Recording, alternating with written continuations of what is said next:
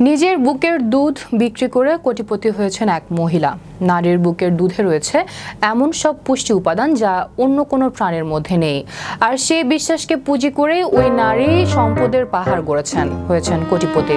বিস্তারিত থাকছে ডেস্ক রিপোর্টে। শিশুর জন্য মায়ের দুধের বিকল্প নেই, তেমনি বয়স্কদের জন্য এই দুধ পরিত্যাজ্য। জানা যায়, রাফেয়া ল্যাম্প্রু নামের সাইপ্রাসের ওই নারী 7 মাস আগে এক পুত্র সন্তানের জন্ম দেন।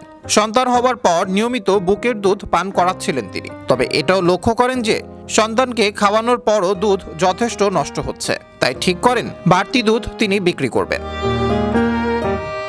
প্রথমে তিনি অসমর্থ মায়েদের দুধ দান করতেন। প্রথমে তিনি এই বিষয়ে ব্যবসা করার কথা ভাবেননি। তিনি সেই সমস্ত মায়েদের দুধ দান করতেন যারা তাদের বাচ্চাদের দুধ খাওয়াতে অসমর্থ ছিল। এরপর কিছু ব্যক্তি তার সাথে দেখা করেন, দুধ সাপ্লাই দেওয়ার কথা বলে, আর রাফায়েলা তাতে রাজি হয়ে যান। দুধের চাহিদা দেখার পরই তিনি ব্যবসা শুরু করেন। প্রতি লিটার দুধের দাম নেন 1 ইউরো। রাফায়েলা তার দুধের চাহিদা দেখে এবং ক্রেতার পরিমাণ বেড়ে যাওয়াতে দুধ বিক্রি শুরু করে দেন ই-কমার্স সাইটে। অর্থাৎ তিনি অনলাইনে দুধের অর্ডার নেওয়া এবং বিক্রি শুরু করেন। আর এই দুধের মূল্য ধারণ করেন লিটার প্রতি, লিটার প্রতি 1 ইউরো, যা বাংলাদেশি মুদ্রায় 110 টাকার বেশি।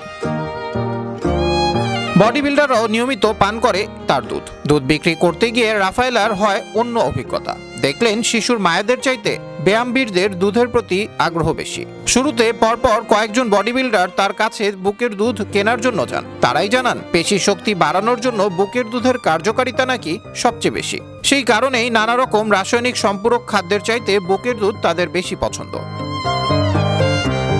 দুধ সাপ্লাই করার জন্য তাকে নিয়মিত চেক আপ করাতে হয়। দুধের পুষ্টিগুণ সবসময় বজায় রাখতে এবং ক্রেতাদের সুরক্ষিত দুধ দেওয়ার জন্য তাকে নিয়মিত শরীরের চেক আপ করাতে হয়। আর এটাও দেখা হয় যে রাফায়েলা ধূমপান বা মদ্যপান করছেন কিনা। 500 লিটারের বেশি দুধ বিক্রি করে ফেলেছেন ইতোমধ্যেই।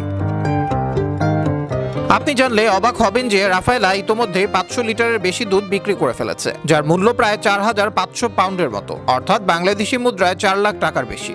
রাফায়েলার সাথে থাকেন তার 33 বছর বয়সী স্বামী অ্যালেক্স এবং তার 2